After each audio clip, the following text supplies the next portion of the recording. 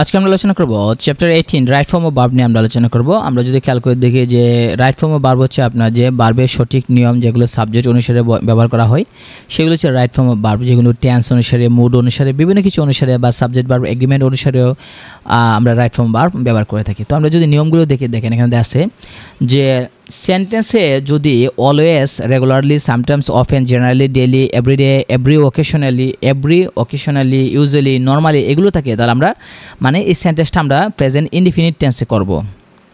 তো এখানে দেখেন দেয়া আছে, আপনি খেয়াল করে যদি দেখেন যেখানে দেখেন অফেন কথাটা উল্লেখ আছে, যেহেতু এখানে অফেন কথাটা উল্লেখ আছে তার মানে আমরা ধরে নিলাম প্রথম সেন্টেন্সটা দেখেন we often dash victim of circumstance, মানে এখানে যেহেতু অফেন আছে তার মানে আমরা বুঝেই নিলাম যে এটা প্রেজেন্ট ইনডিফিনিট টেন্স হবে। তাহলে দেখেন অপশনের মধ্যে কোথায় প্রেজেন্ট ইনডিফিনিট টেন্স আছে। একইভাবে দেখেন আসছে যেসব সেন্টেন্সে বি ভার্ব নেই তাদেরকে নেগেটিভ বা ইন্টারোগেটিভ করতে গেলে আমরা টেন্স অনুসারে, সাবজেক্ট অনুসারে ডু, ডাজ, ডিড আনবো। ভার্বের সাথে যদি এস থাকে তাহলে আমরা ডাজ আনবো, ভার্বের ফার্স্ট থাকলে আমরা ডিড আনবো, আর কোনো কিছু না থাকলে আমরা ডু আনবো। ডাব্লিউএস কোয়েশনের ক্ষেত্রে হো মানে ডাব্লিউএস শব্দ যেগুলো আছে, ডাব্লিউএস কোয়েশনের ক্ষেত্রে ডব্লিউএস শব্দ যেগুলো আছে যেমন what, when, where, who, which, whose, why, how ইত্যাদি থাকলে যে ডাব্লিউএস মানে ওয়ার্ড এবং সাবজেক্টের মাঝে একটা বি ভার্ব বসাইতে হবে। যেমন দেখেন ওয়ার্ড, এখানে টু ডু আছে, আমরা লিখবো what did you do last night. অর্থাৎ সোজা কথা আমরা যদি বলি সহজ ভাষায় যে ডব্লিউএস শব্দের পরে একটা বি ভার্ব দিতে হবে, মানে অক্সিলারি ভার্ব দিতে হবে, ঠিক আছে? তাহলে ডব্লিউএস শব্দের পরে একটা আমরা অক্সিলারি ভার্ব আমরা দিব। একেবারে দেখেন যে চিরন্তন সত্য বা অভ্যাসগত কর্ম বোঝালে সেন্টেন্সটি ভার্ব সর্বদা কী হয়, প্রেজেন্ট ইনডিফিনিট টেন্স হয়। মানে কি চিরন্তন সত্য বা অভ্যাস যদি বোঝায় তাহলে সেটা হবে আপনার প্রেজেন্ট ইনডিফিনিট টেন্স হবে। একইভাবে দেখেন যে সেন্টেন্সে যদি now, at this moment, at this time, at this very moment বা রাইট নাও ইত্যাদি থাকে তবে সাধারণত ভার্বের প্রেজেন্ট কন্টিনিউয়াস টেন্স, অর্থাৎ এগুলো থাকলে আমরা প্রেজেন্ট কন্টিনিউয়াস টেন্স করব। একইভাবে দেখেন হ্যাজ আছে, হ্যাভ আছে, হ্যাড আছে বা হ্যাভিং আছে, হ্যাভ, হ্যাজ, হ্যাড, হ্যাভিং এগুলো যদি থাকে তাহলে আমরা কি করব যে মানে ভার্বটা যেটা আছে, মূল ভার্বটা সেটা আছে ফার্স্ট পার্টিসিপল করব আমরা। কোনো সেন্টেন্সে যদি জাস্ট নাও, অলরেডি, ইয়েট, এবার, লেটলি, রিসেন্টলি ইত্যাদি থাকে তাহলে ভার্ব হবে আপনার প্রেজেন্ট পারফেক্ট টেন্স হবে, ঠিক আছে? তো আমরা যদি নিচের দিকে যাই, আপনি দেখেন এখানে আছে সেন্টেন্সে অতীত নির্দেশক শব্দ বা ফ্রেজ, যেমন দেখেন ইয়েস্টারডে, গো, লং সিন্স, লাস্ট নাইট এগুলো থাকলে ভার্ব কী হবে, ফার্স্ট টেন্সের হবে এগুলো থাকলে। একইভাবে আপনি যদি নিচে মানে এগুলো থাকলেই আপনি বুঝবেন যে এটা ফার্স্ট টেন্সের হবে। যেমন দেখেন what do to do last night, যেহেতু লাস্ট কথাটা আছে তার মানে আমরা বুঝলাম যে এটা হবে আপনার কি ফার্স্ট ইনডিফিনিট, তাই এখানে ফার্স্ট ইনডিফিনিট হবে what did you do last night. এখানে ডিড হচ্ছে আপনার বি ভার্ব আর এখানে ডু হচ্ছে আপনার মূল ভার্ব, ঠিক আছে? এই কারণ সাবজেক্টের উপর মূল ভার্বটা দিতে হবে। তো অতীতকালে অতীতকালে সংগঠিত দুটি ক্লজে যদি অ্যাজ, ওয়াইল বা ওয়ান থাকে তাহলে আমরা ফার্স্ট কন্টিনিউয়াস করবো একটা, আর অপরটা আমরা ফার্স্ট ইনডিফিনিট করবো। সবসময় মনে রাখতে হবে যে ওয়াইল বা ওয়ান থাকলে মানে কন্টিনিউয়াস হয়, মানে ফার্স্ট কন্টিনিউয়াস, তাহলে স্বাভাবিকভাবে আরেকটা কী হবে, আরেকটা ফার্স্ট ইনডিফিনিট হবে। এখানে সবগুলো এটা দেশে, যেমন দেখেন Nila dash her hand one she was cooking. তো ওয়ানের পরে দেখেন শি ওয়াজ কুকিং, মানে ওয়ানের পরের অংশটা দেখেন যে দেওয়া আছে আপনার মানে কন্টিনিউয়াস দেওয়া আছে, ফার্স্ট কন্টিনিউয়াস। তাহলে নিয়ম অনুসারে যে নীলার ক্ষেত্রে কী হবে, ফার্স্ট ইনডিফিনিট, তাই বার্ন্ট শব্দটা ব্যবহার করা হয়েছে। যে নো সোনার হ্যাড যদি থাকে তারপর আমরা দেন বসাবো, স্কার্সলি হ্যাড থাকলে আমরা ওয়ান বসাবো, হার্ডলি হ্যাড থাকলে আমরা ওয়ান বসাবো, ঠিক আছে? হার্ডলি হ্যাড থাকলে ওয়ান। আর হ্যাড যুক্ত যে অংশটা থাকবো, মানে যেহেতু হ্যাড আছে তাই ভার্বটা কী হবে, ভার্বটা হবে আপনার ফার্স্ট পারফেক্ট টেন্স। আমরা জানি হ্যাভ, হ্যাজ, হ্যাড থাকলে, হ্যাভ, হ্যাজ, হ্যাড এগুলো থাকলে ভার্ব কী হয়, ফার্স্ট পারফেক্ট হয়। আর আরেকটা সেন্টেন্সে থাকবে সেটাকে কী করবো, সেটা ফার্স্ট ইনডিফিনিট করবো। যেমন দেখেন হার্ডলি হ্যাড আই, যে ওই এটার যে ভার্বটা আছে রেস্ট, সেটা আমরা কী করছি, ফার্স্ট পারফেক্ট করছি, কারণ এখানে হ্যাড আছে। আর পরের অংশ যেটা আছে ওয়ানের পরে দেখেন দ্য ইউনিভার্সিটি বাস লেফট, এটা আমরা কী করছি, ফার্স্ট ইনডিফিনিট করছি।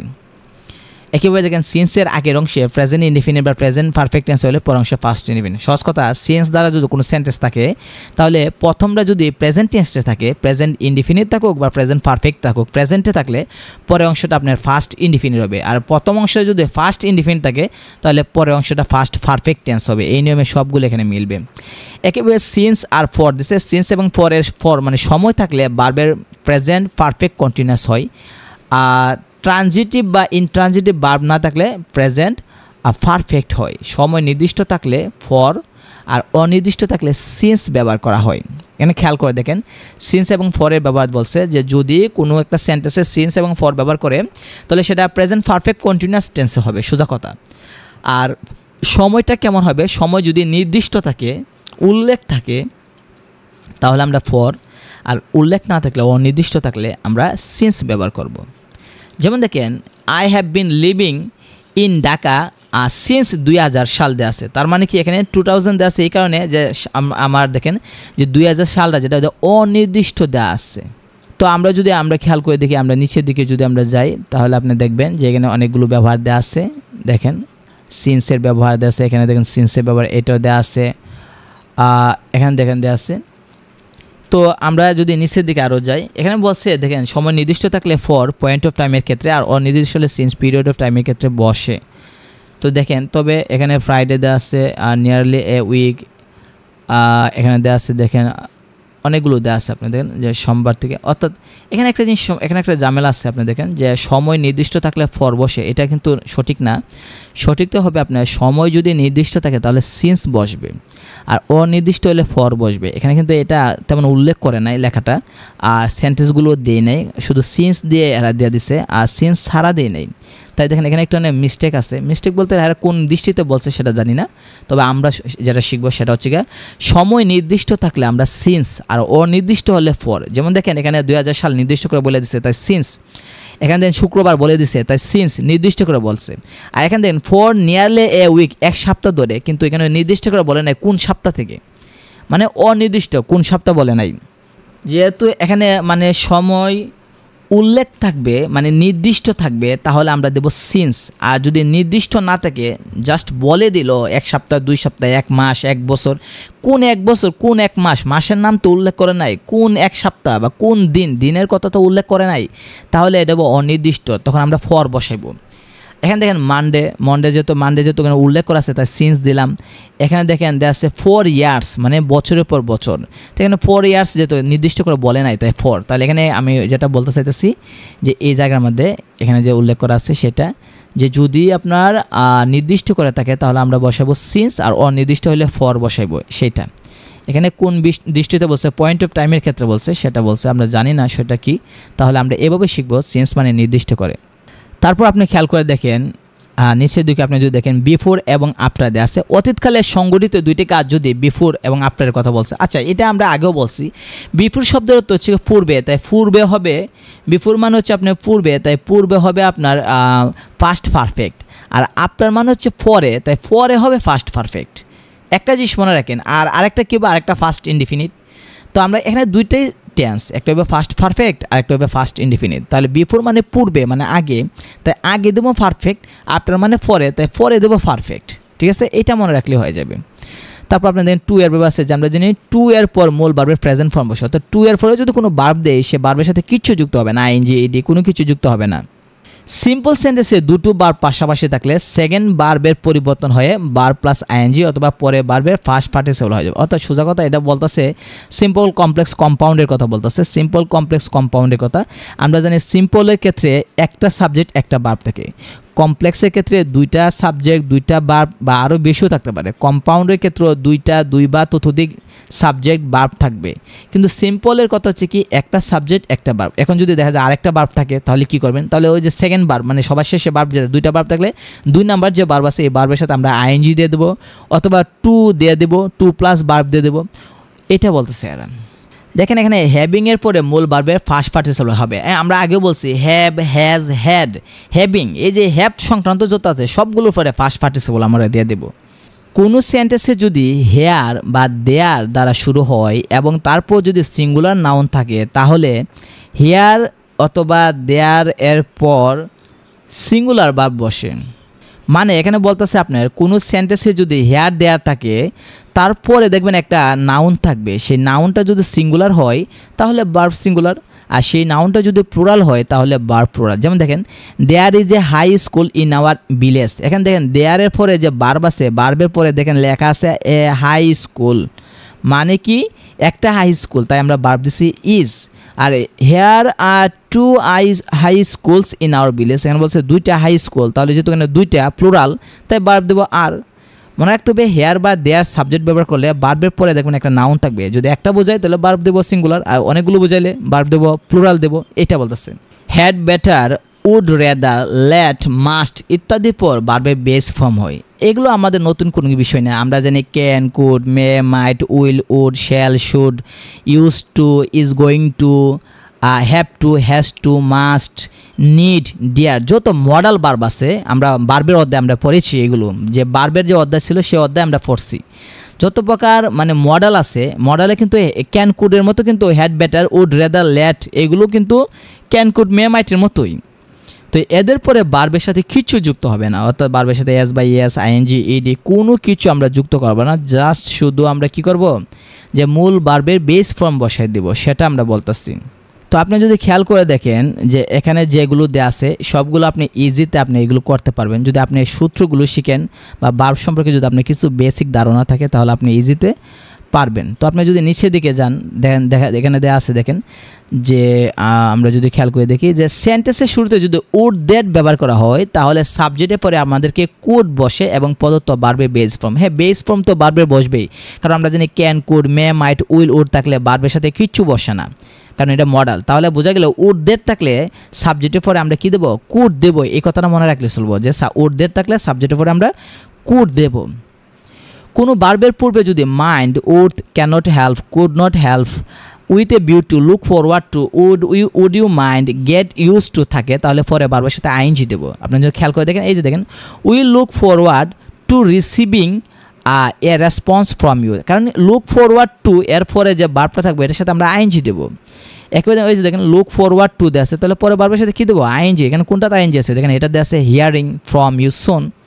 একেবারে দেখেন এখানে দেখছে he came to Dhaka with a view to, তাহলে উইথ এ ভিউ থাকলে পরে ভার্বের সাথে আইএনজি দেবো। এদের দেখেন ভিজিটিং।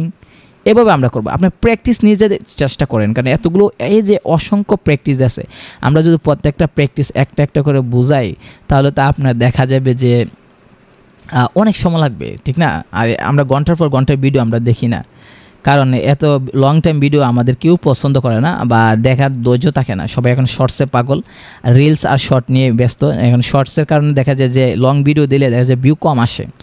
কী করবো বলেন, যে ভিউ না আসলেও আমাদেরকে দিতে হয়, কারণ কেন এখানে তো বোঝানো একটা বিষয় আছে। এখন আমরা তো আর 1 মিনিটের ভিতরে একটা অধ্যায় বোঝাতে পারবো না বা একটা টপিক বোঝাতে পারবো না।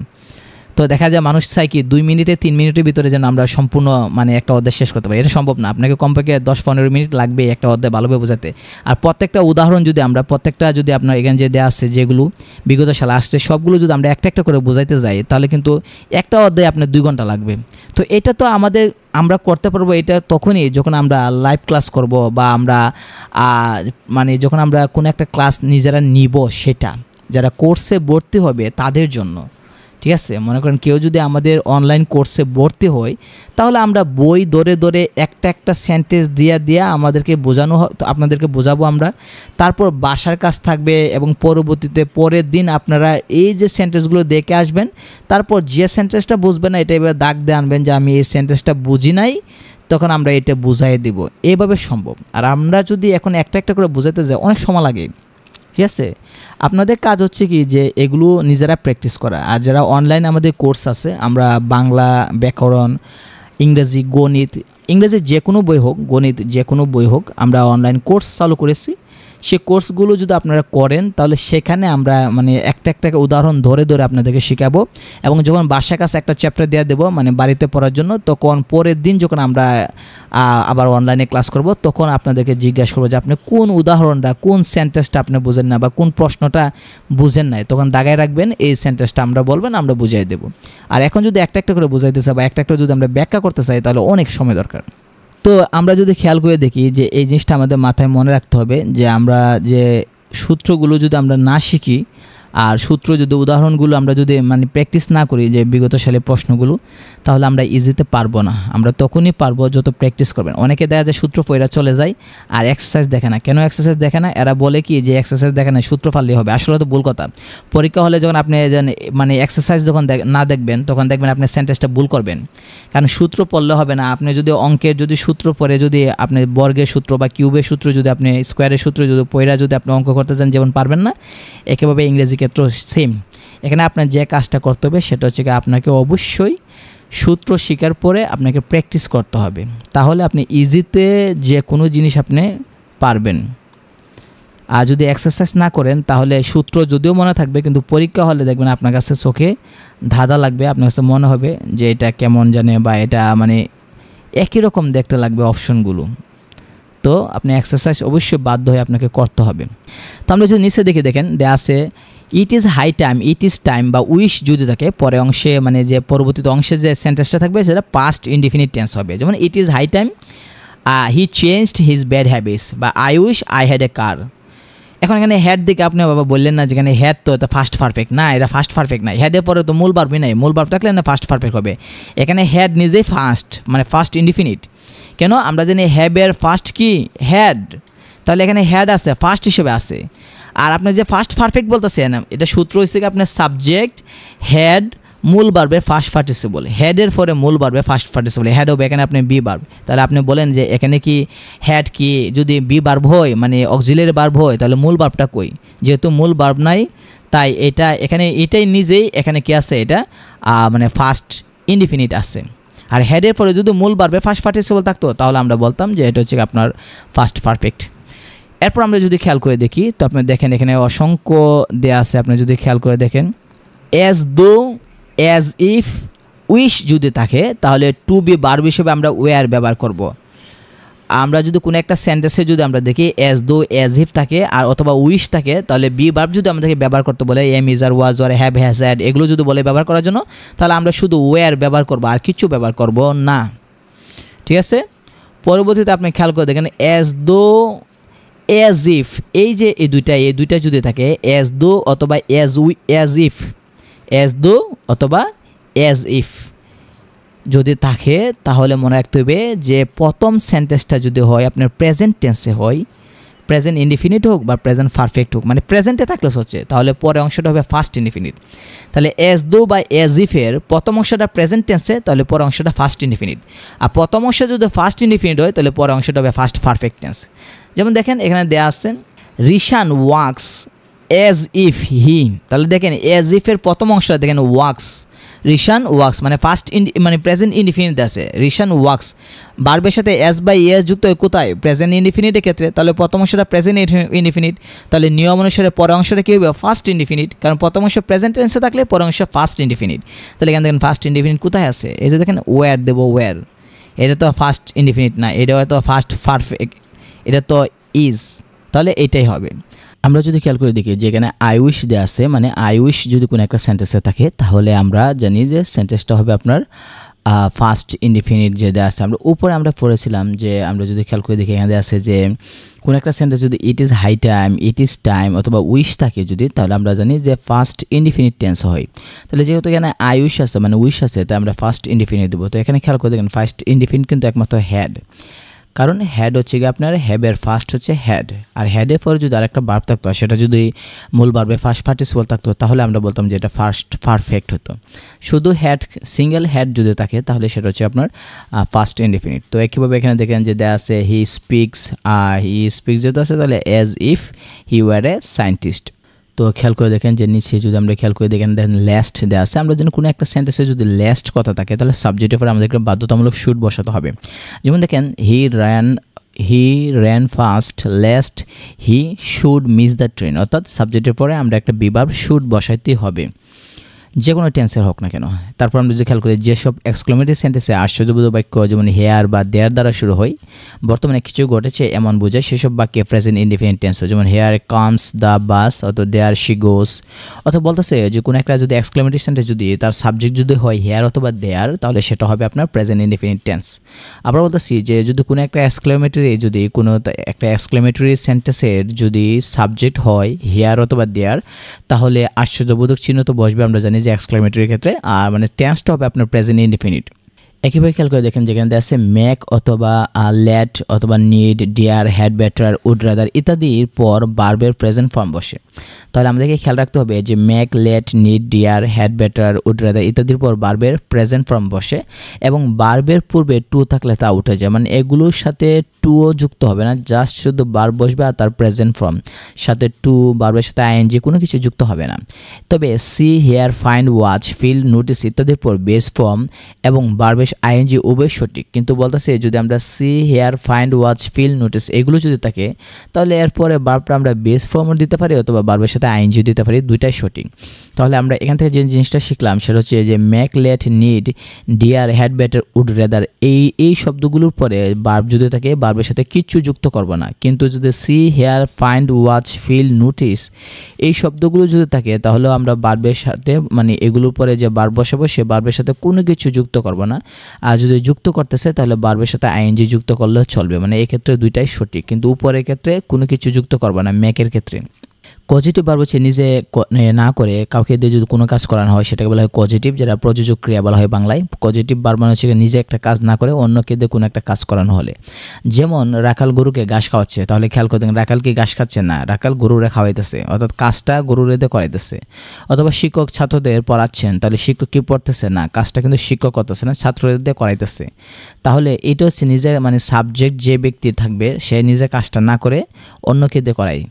এক্ষেত্রে আমরা হ্যাভ, গেট, লেট, হেল্প ইত্যাদি পজিটিভ ভার্ব আমরা ব্যবহার করতে পারি, তাদের সূত্র আছে। যদি হ্যাভ, গেট, লেট অথবা হেল্প ব্যবহার করে তাদের সূত্র আছে। সূত্র হচ্ছে আপনার হ্যাভ অথবা গেট যদি বসায় আর পরে যদি হয় বস্তুবাচক অবজেক্ট যদি হয় তাহলে ভার্বের ফার্স্ট পার্টিসিপল করতে হবে, এটা একটা সূত্র মনে রাখতে হবে যে হ্যাভ অথবা গেটের পরে যদি মানে অবজেক্ট যদি বস্তু হয় তাহলে ভার্বের ফার্স্ট পার্টিসিপল হবে।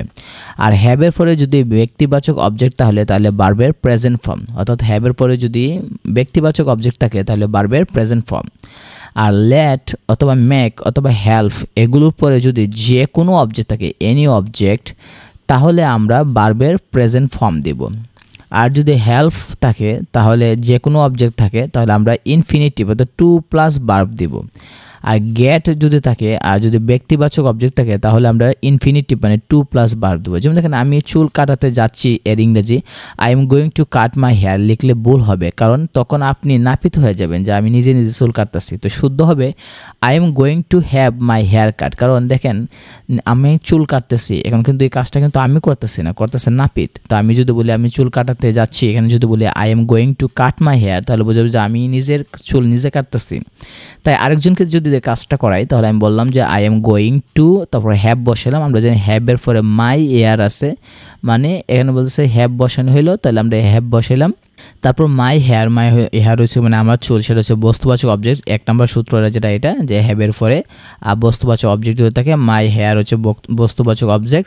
তারপর বলছে যে মূল ভার্বে ফার্স্ট পার্টিসিপল হবে, কাটের ফার্স্টও কাট, ফার্স্ট পার্টিসিপলও কাট। তো এই যে সূত্রগুলো আছে হ্যাভ অথবা গেট থাকলে আর বস্তুবাচক অবজেক্ট থাকলে ভার্বের পিপি, হ্যাঁ শুধু হ্যাভ থাকলে আর ব্যক্তি থাকলে ভার্বের present form, let, make, help থাকলে যে কোনো অবজেক্ট সেটা ব্যক্তি বস্তু হোক না কেন ভার্বের প্রেজেন্ট ফর্ম, হেল্প থাকলে যে কোনো অবজেক্ট থাকলে আমরা এটাও করতে পারি ইনফিনিটিভও করতে পারি, অথবা গেট যদি থাকে আর গেটের পরে যদি ব্যক্তিবাচক অবজেক্ট থাকে তাহলে আমরা ইনফিনিটিভ মানে কি টু প্লাস ভার্ব বসানো। একইভাবে আমরা যদি নিচে দেখি যে বাক্যে ব্যবহৃত প্রেপার ভার্ব টির পর প্রিপোজিশন টু বসা। প্রিপার মানে পছন্দ করা, মানে প্রিপার মানে কি যে ভালো লাগা বা পছন্দ করা। এই প্রিপারের পরে কিন্তু প্রিপোজিশন টু বসে, তাহলে প্রিপোজিশন টু দ্বারা যুক্ত দুটি ভার্বের সাথে আইএনজি যোগ করতে হবে, যেমন she prefers dancing two singing.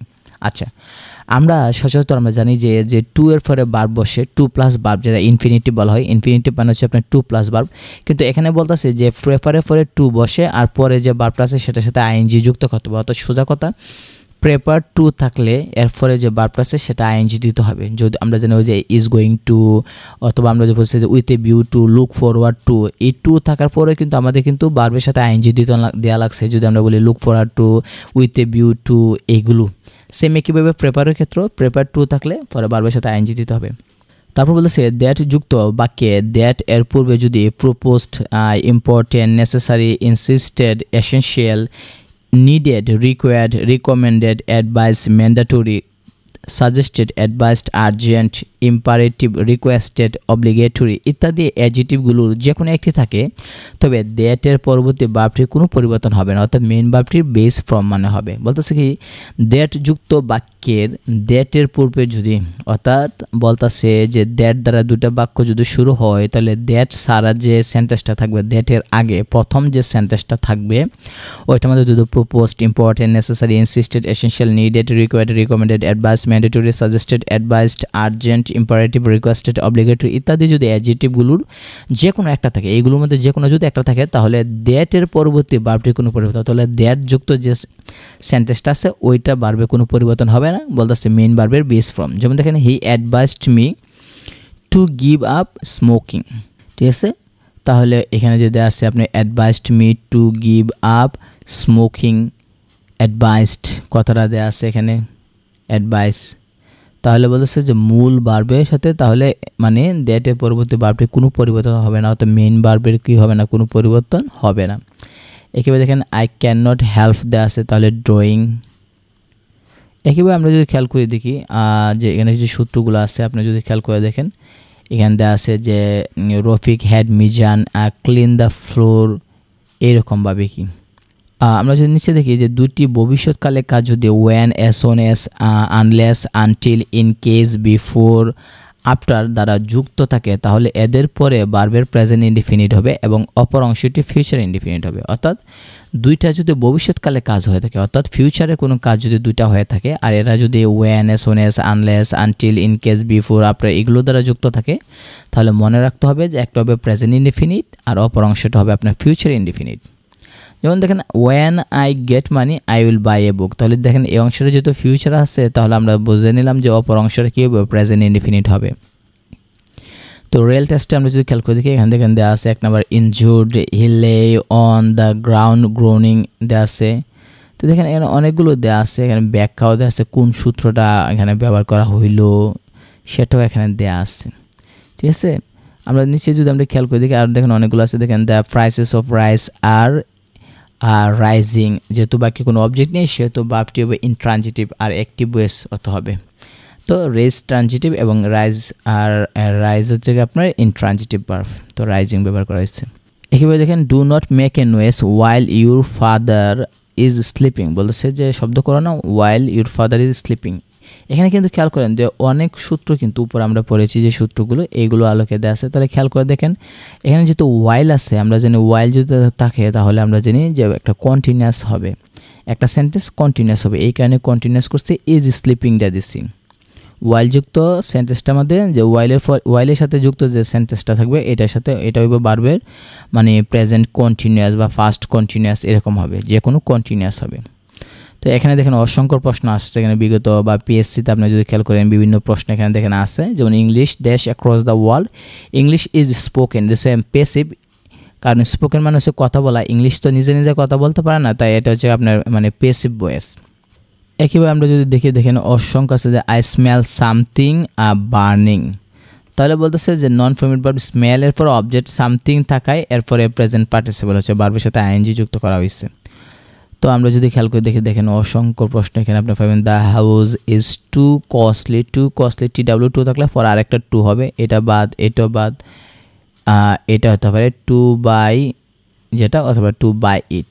তাহলে এখানে বলতেছে যে the house is too costly to buy it, যেটা এটা দেওয়া হলো না কেন, বলতেছে যে 2 + 2 তারপর বার বসে এই নিয়মে সঠিক উত্তর হবে ক, তাছাড়া বাকি 2.2 থাকলে সঠিক বাক্যটি নেগেটিভ অর্থ দেয়, সেটা অবশ্যই যে প্রথমটাই সঠিক হবে। তো দেখেন এখানে অসংখ্য প্রশ্ন আপনি যদি খেয়াল করে দেখেন আই কান্ট হেল্প কী হবে স্মোকিং, কেন আমরা জানি ক্যানট বাট ক্যানট হেল্প বসালে ভার্বের সাথে আইএনজি দিতে হবে, এরকম সূত্র আমরা উপরে পড়েছি। দেখেন দেখছে I don't feel like talking to you, তাহলে লাইক থাকলে আমরা জানি যে পরে ভার্বের সাথে আইএনজি দিতে হবে, কতগুলো ভার্ব আছে যেগুলো পরে ভার্বের সাথে আইএনজি দিতে হয়, যেমন ফিল, লাইক, ক্যাচ, ফাইন্ড এগুলো থাকলে পরে ভার্বের সাথে আইএনজি দিতে হয়, এটা হলো তার উদাহরণ। এগুলো সূত্রগুলো আমরা উপরে পড়েছি, আপনি ওই পরে সূত্রগুলো শিখে তারপর এখানে যদি আসেন সবগুলো আপনি পারবেন, বিশেষ করে আগে সূত্রগুলো ভালোভাবে আয়ত্ত করার পরে তারপরে আসবেন মানে এক্সারসাইজ করার জন্য, তাহলে দেখা যাবে যে সবগুলো পারবেন, আর না হলে দেখা যাবে যে আপনার সূত্র মনে না থাকার কারণে আপনার কাছে জটিল মনে হবে। তো দেখেন গভর্নমেন্ট অ্যান্ড প্রাইভেট ব্যাংকের বিভিন্ন প্রশ্ন এখানে দেওয়া আছে যে বিগত সালে আসছে, সেগুলো আপনি খেয়াল করবেন। তারপর আমরা যদি খেয়াল করে দেখি যে ইউনিভার্সিটি অ্যাডমিশন টেস্টেরও অনেক প্রশ্ন এখানে আছে যেগুলো বিভিন্ন পরীক্ষা আসছে, যদি খেয়াল করে দেখেন যে অসংখ্য আসে, কারণ এইগুলো থেকে তো আসবে। রাইট ফর্ম ভার্ব যদি না আসে তাহলে হবে কীভাবে, একটা গ্রামারের হচ্ছে আপনার রাইট ফর্ম ভার্ব হচ্ছে মেইন কেন্দ্র, প্রাণ কেন্দ্র বলা হয়, এটা ছাড়া সম্ভব না, কারণ কেন এটা লাগবেই, রাইট ফর্ম ভার্ব থেকে প্রশ্ন 2-1টা আসবে, 2-3টা প্রশ্ন দিবি। তো আমাদের এটা ভালোভাবে শিখতে হবে, যে কোনো আমরা রাইট ফর্মের ভার্ব আমরা শিখি না কেন আমাদের উচিত হবে রাইট ফর্মের ভার্বগুলো ভালোভাবে শেখার জন্য। যেমন দেখেন এখানে দেওয়া আছে আই উইশ আই তারপর উত্তর হবে দেখেন never said. I wish I never said those words but now it's too late. উইশের পরে ফার্স্ট ইনডিফিনিট টেন্স হয়, তাই আমরা সেড ব্যবহার করছি, ফার্স্ট ইনডিফিনিট। ঠিক আছে, দেখেন এখানে ফার্স্ট ইনডিফিনিট একমাত্র সেডই আছে। তারপর এখানে খেয়াল করে দেখেন যে I wish I dash the piano, I could play the piano. কেন? একটা প্রশ্ন, আমরা উপরে একটা সূত্র শিখেছি, একটা নিয়ম শিখেছিলাম, উপরে দেখবেন যে আই উইশ যদি থাকে তাহলে সাবজেক্টের পরে কুড বসাতে হয়। আই উইশ থাকলে সাবজেক্টের পরে কুড বসাতে হয়, বিবার বসালে কুড বসাতে হবে, সেই সূত্রটা এখানে দেওয়া আছে। তো আমরা পরবর্তীতে অন্য একটা অধ্যায় নিয়ে আমরা আলোচনা করব।